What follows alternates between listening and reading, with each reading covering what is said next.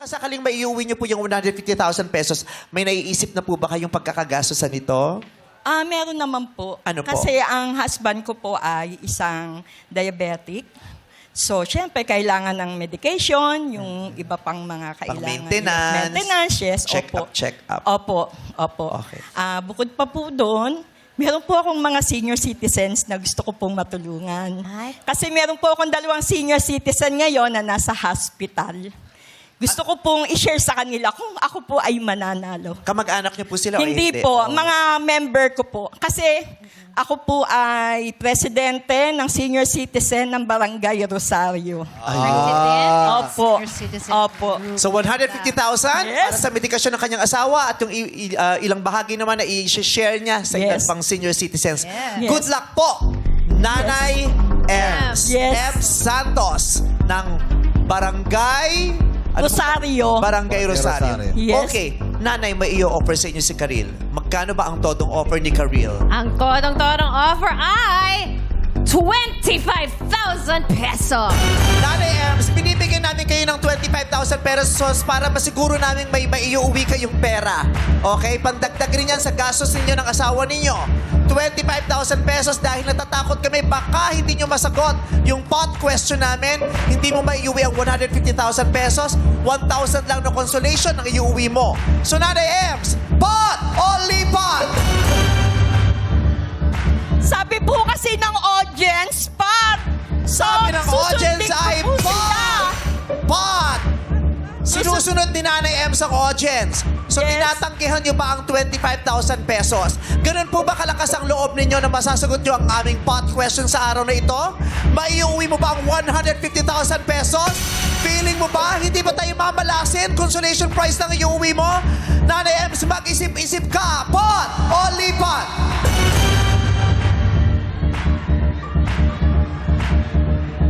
Audience, nasa inyo ang aking pagkapanalo.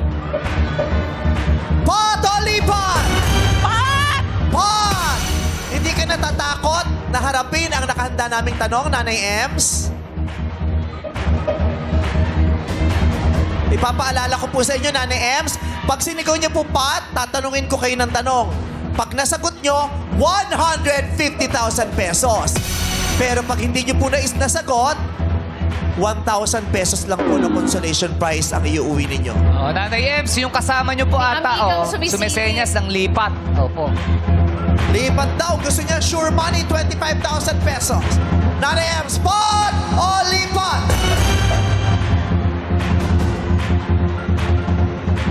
Go, Nanay Ems. Kailangan niyo na pong magdesisyon. Pot o lipat? Lipat? Lipat?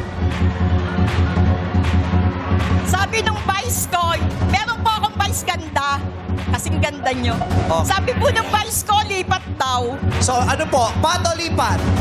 Lipat? Sige, Pot o lipat? lipat? Lipat! Okay, Nanay. Kailangan niyo pong tumawid. 25,000 pesos. Tanggapin niyo po. Tanggapin niyo po ang 25,000 pesos. Ayaw nyo na po talaga. Ayaw nyo na ng 150,000 pesos. Tinatalikuran mo na ang pagkakataong mapanalunan ng 150,000 pesos. Kung paninindigan mo ang lipat at tatanggapin mong tuluyan ang 25,000 pesos. Okay na? Nay, last question na po ito. Pot o lipat? Nanay Ems, pot o lipat? Kailangan nyo na pong sumagot. Pot o lipat? Lipat ang sabi ni Vice. Lipat? Ano pong sagot nyo, Nanay? Kailangan nyo, lipat po o pat? Ano po? Sige, lipat na lang.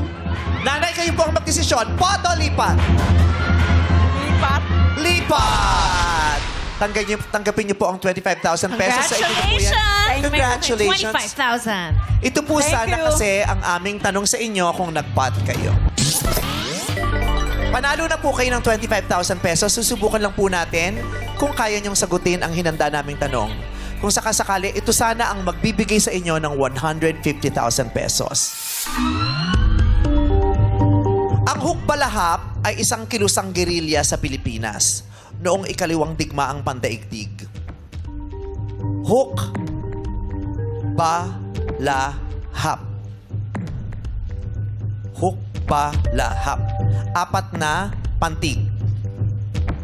Ano po yung salita na kumakatawan sa unang pantig? Yung hook. Ano po? Hook po. Hook po is correct. Hukbo ng bayan laban sa mga Hapon. Yes. Hukbo ng bayan laban sa Hapon. Yun po ang hukbalahap. Sayang! Kung isinigaw mo ang pot, tinanong sana kita at sana'y nasagot mo yung hukbo na iuwi mo sana ang 150,000 Okay lang po. pesos. Okay lang po. It's okay. You won 25,000. Yes. Hey! Pa rin, nanay. Answer kay 25,000.